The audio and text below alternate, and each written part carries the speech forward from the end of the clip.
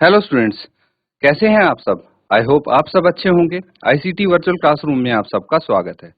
मैं विकास। बच्चों, class 7th का मैथ्स करेंगे हम। चैप्टर है आपका डाटा हैंडलिंग। तो इस चैप्टर को हमें कंटिन्यू करना है। चलिए चलते हैं स्मार्ट बोर्ड पे। ठीक है बच्चों, टॉपिक नोट कर लिया सबने। चलिए अब क्वेश्चन कर लिया जाए। देखिए, मीन, मीडियन, मोड, ये तीन चीज डाटा की आपने यहाँ पे निकालनी सीखी है।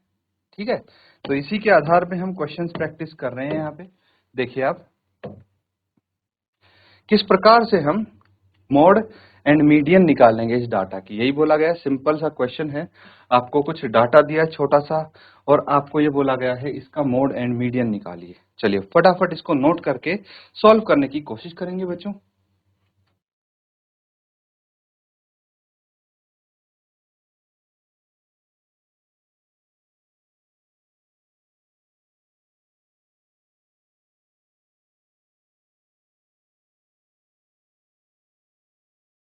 ठीक है, नोट कर लेंगे अब।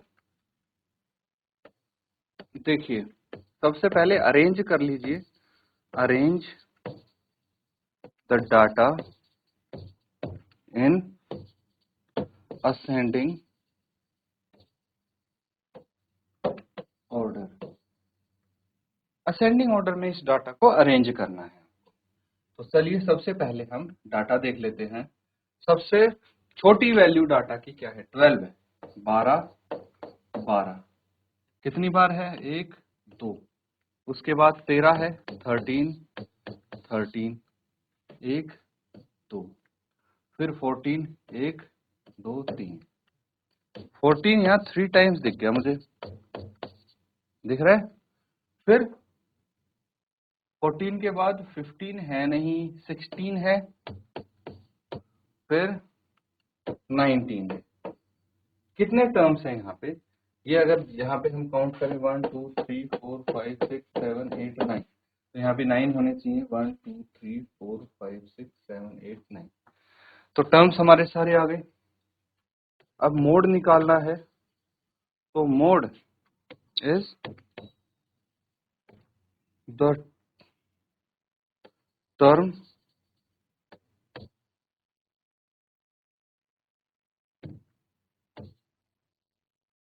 occurring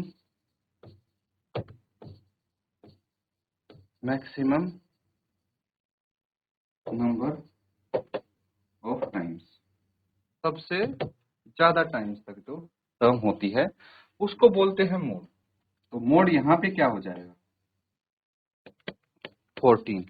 क्यों 14? यहाँ पे सबसे ज्यादा बार रिपीट हो रहा है, सबसे ज्यादा बार आया है 3 times.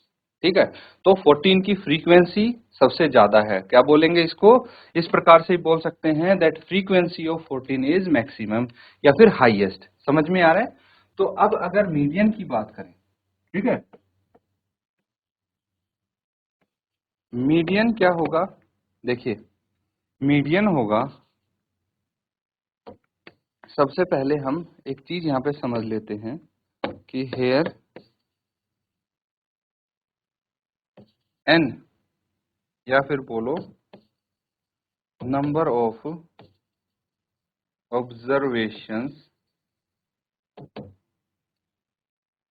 Number of observation N is odd. Odd है ना? तो हम बोल सकते हैं कि मीडियन निकालने का तरीका जो है आपका, ये हो जाएगा n+1/2 ऑब्जर्वेशन। n की वैल्यू पता है ना आपको? कितनी है? 9 है। तो ये हो जाएगा 9+1/2 यानी 10/2 यानी 5th ऑब्जर्वेशन।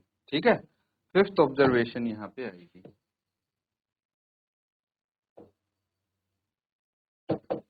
पांचवी ऑब्जर्वेशन क्या है? वही मीडियन होगी।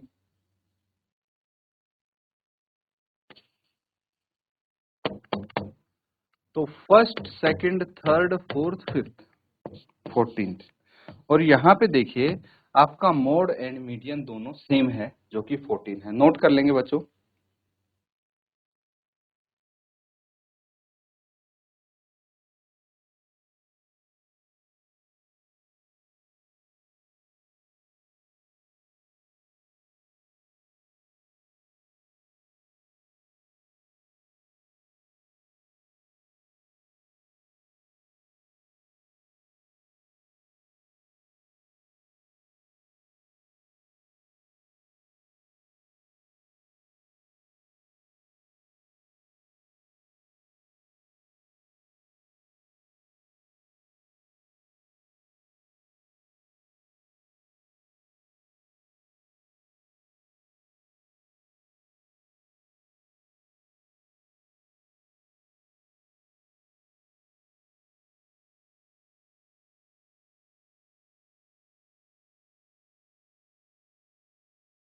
तो ठीक है बच्चों, नेक्स्ट क्वेश्चन करेंगे हम। ये कॉन्सेप्ट बेस्ड क्वेश्चन है। यहाँ पे आपको ट्रू एंड फॉल्स बताना है। स्टेटमेंट्स दी गई है, आपको ये बताना है कि कौन सी स्टेटमेंट ट्रू है, कौन सी फॉल्स है। तो सबसे पहला आपको दिया गया है, the mod is always one of the numbers in data. क्या ये सही है कि मॉड हमेशा जो डाटा आपको गिवन होता है उन्हीं में से एक नंबर होता है? तो इसके आंसर तक पहुंचने के लिए आपको याद करना पड़ेगा कि मोड कैसे निकालते हैं, कैसे निकाल रहे हैं मोड। तो मोड निकालने के लिए हमें डाटा को असेंडिंग ऑर्डर में लिखना पड़ता है। फिर उसी डाटा में से हम ऑब्जर्वेशंस को चेक करते हैं। जो भी ऑब्जर्वेशन, जो भी नंबर आपका सबसे ज्यादा बार अकर हुआ है या जिसकी फ्रीक्वेंसी ज्यादा है वही मोड होगा। मतलब ऑब्वियस है, ये तो पक्का है कि जो डाटा है उसी में से कोई एक नंबर होगा, तो ये तो ट्रू हो गया, है ना। इसको हम क्या बोलेंगे? This is true statement. The mean is one of the numbers in data. बताइए, अब मीन भी डाटा में से एक नंबर है या नहीं है? तो ऐसे तुक्का नहीं मारना है आपको, आपको फॉर्मूला याद करना है। मीन क्या होता है? मीन होता है sum of observations upon number of observations, number of observations, sum of observation divided by number of observation.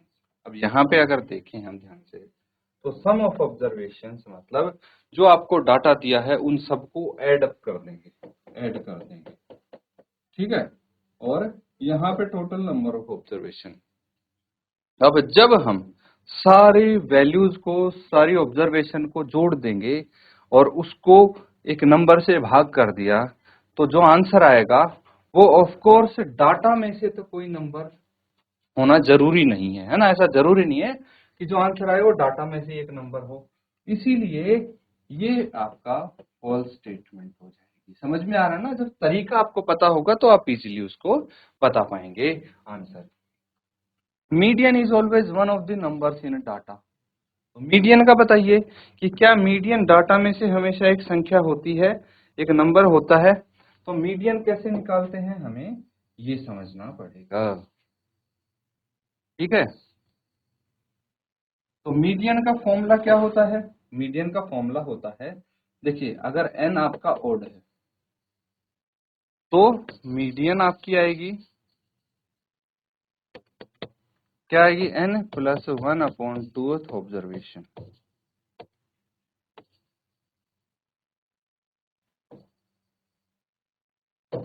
लेकिन अगर n इवन है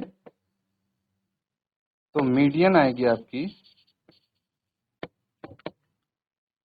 n/2th observation plus n/2 plus 1th observation, ठीक है। और इस पूरे को 2 से डिवाइड कर। अब आप खुद ही सोच के बताइए कि क्या जो मीडियन निकालेंगे वो डाटा में से एक हमेशा होनी जरूरी है या नहीं है, ठीक है। यहाँ पे लिखा ऑलवेज, हमेशा उसमें से एक होगी।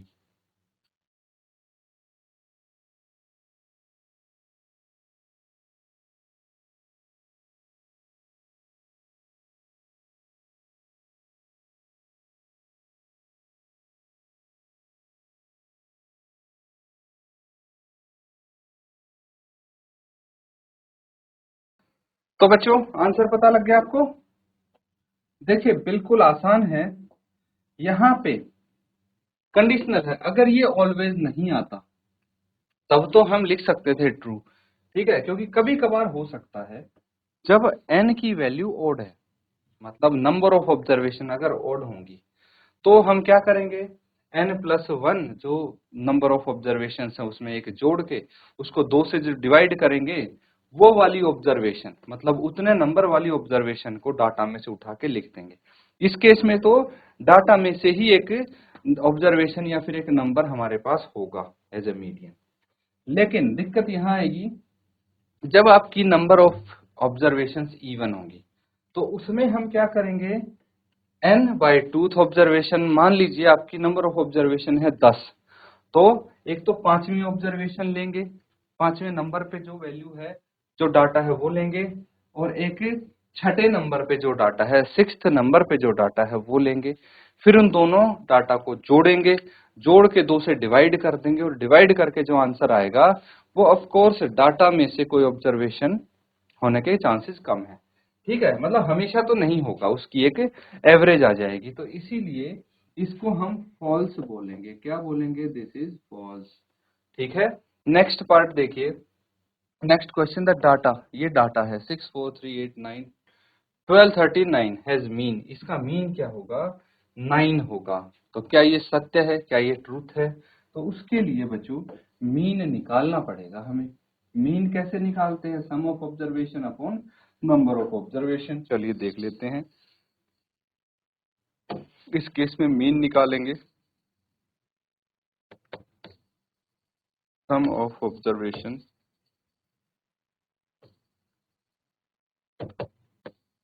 Upon number of observations. ठीक है, तो क्या हो जाएगा इस केस में? हम डायरेक्टली इनको लिख देंगे, अरेंज करने की जरूरत नहीं है। 6 plus 4 plus 3 plus 8 plus 9 plus 12 plus 13 plus 9 divided by कितनी ऑब्जर्वेशंस हैं? 1 2 3 4 5 6 7 8, 8 ऑब्जर्वेशंस हैं। तो ये यहाँ पे हम लिख देंगे। अब जोड़ के कितना आता है? 6 और 4 10 और 3 13, 13 प्लस 8 21, 21 प्लस 9 30, 30 और 2 32, 32 और 3 35, 35 प्लस 9 44। ठीक है, 44 आ जाएगा, और 4 यहाँ पे हासिल रह जाएगी, 4 कैरी हो गया। तो अब देखिए 1 2, ठीक है, 2 और 4 6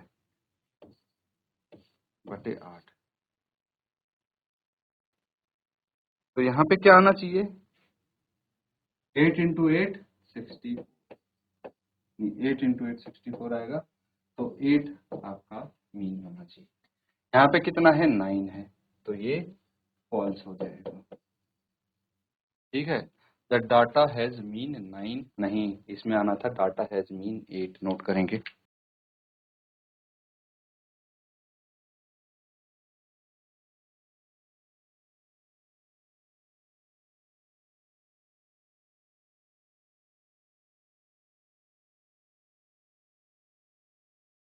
ठीक है बच्चों, नोट कर लिया है सबने?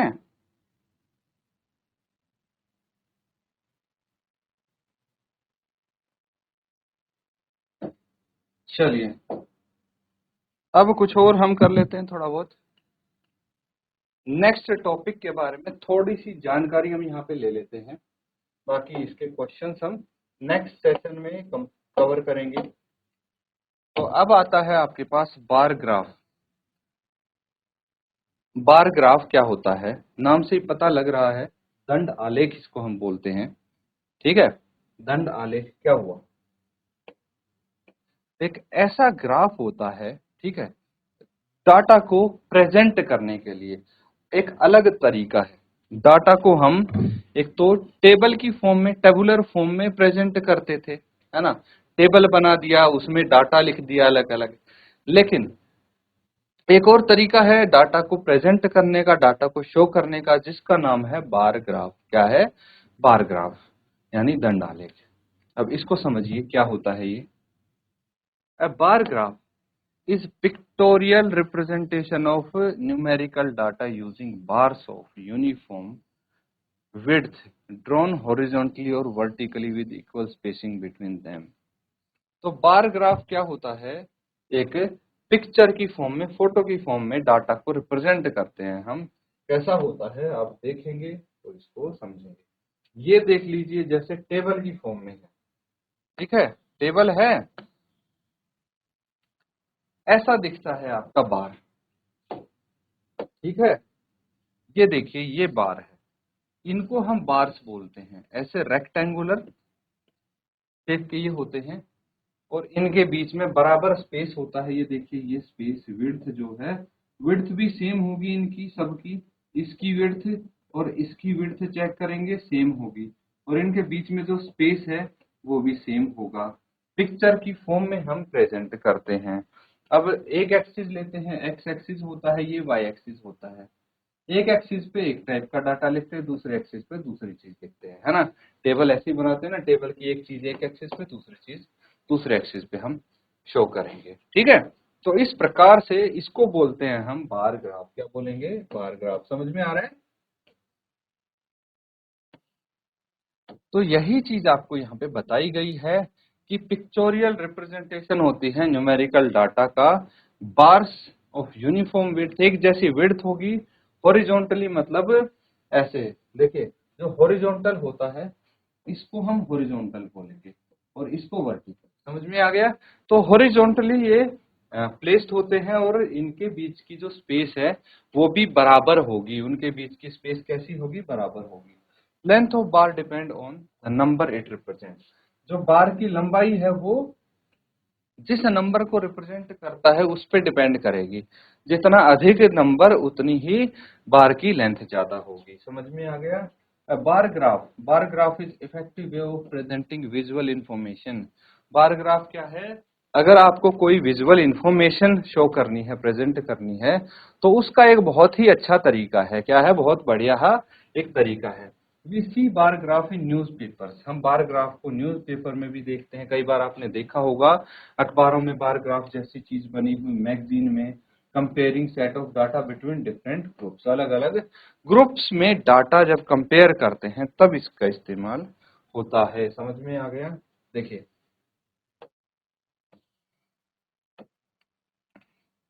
Students of class 7th were asked to name their favourite ice cream. बच्चों को बोला गया, बच्चों आप अपनी फेवरेट आइसक्रीम फ्लेवर का नाम बताइए, ठीक है। As the school committee had decided to give ice creams to students on children's day. Children's day पे बच्चों को आइसक्रीम देने का डिसीजन बनाया गया और बच्चों को बोला गया कि चलो आप अपनी फेवरेट आइसक्रीम का नाम बताएंगे, ठीक है। तो अब क्या हुआ, बच्चों ने, कुछ ने बोला वेनिला फ्लेवर की मुझे चाहिए, 5 बच्चों ने बोला चॉकलेट फ्लेवर की, 5 बच्चों ने स्ट्रॉबेरी, और 5 क्या बोलते हैं, 14 बच्चे चॉकलेट फ्लेवर बोलते हैं, 10 बच्चे बोलते हैं स्ट्रॉबेरी और 6 बोलते हैं मैंगो फ्लेवर, ठीक है। We see that the bar representing the number of student who like chocolate is tallest. यहाँ पे अगर हम ग्राफ बनाएंगे, ठीक है, तो हम यहाँ पे देखेंगे अगर ग्राफ बनेगा तो जो बच्चे को चॉकलेट पसंद है उसकी हाइट मैक्सिमम होगी, ठीक है। ये देखिए, अगर बार हम बनाएंगे कुछ इस प्रकार से बनाएंगे, यहाँ पे क्या होगा, यहाँ पे फ्लेवर होगा, ठीक है। फ्लेवर होगा जैसे वेनिला, वेनिला, चॉकलेट, चॉकलेट, ठीक है, इस तरह से। अब यहाँ पे नंबर ऑफ स्टूडेंट्स होगा, नंबर ऑफ स्टूडेंट्स होगा, तो यहाँ पे हम नंबर ऑफ स्टूडेंट्स लिख सकते हैं, 1 2 3 एंड सो ऑन। और इसके अकॉर्डिंग हम बार बनाएंगे, ठीक है, जैसे 4 हो गया, 5 हो गया। तो अब वेनिला है तो ये 5 बच्चे हैं, 5 बच्चों को पसंद है, तो इस प्रकार से बार बनेगा। अगर चॉकलेट है तो देखिए 14 बच्चों को पसंद है तो और हाइट जाएगी। ये स्ट्रॉबेरी में कम हाइट होगी और इसमें 5 से थोड़ी ज्यादा और इससे कम। इस तरह से हम बार यहाँ पे बना सकते हैं, ठीक है। यही आपको बताएंगे। We see that the bar representing number of students who like chocolate is the tallest। जिन बच्चों को चॉकलेट पसंद है उनका बार सबसे अधिक बड़ा होगा, है ना, क्योंकि सबसे ज्यादा नंबर वही है बच्चों को जिनको चॉकलेट पसंद है। Okay, the students most preferred ice cream is chocolate. तो हम बार को देख के, बार ग्राफ को देख के एकदम से बता सकते हैं कि बच्चों की पसंद क्या है, ज्यादा बच्चों की पसंद चॉकलेट, ठीक है। इस तरह से है, तो नोट कर लेंगे बच्चों। देखिए इसको नोट कर लेंगे, कुछ अगर डाउट है आप पूछ सकते हैं और आप इसको यूज करके बार ग्राफ बनाने की कोशिश करेंगे।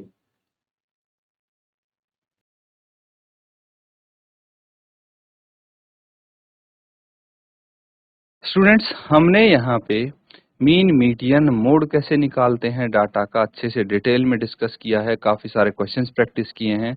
आप घर पे और ज्यादा से ज्यादा इनके क्वेश्चन प्रैक्टिस करें। इसी के साथ बच्चों आज का सेशन एंड करते हैं। Thank you and have a nice day.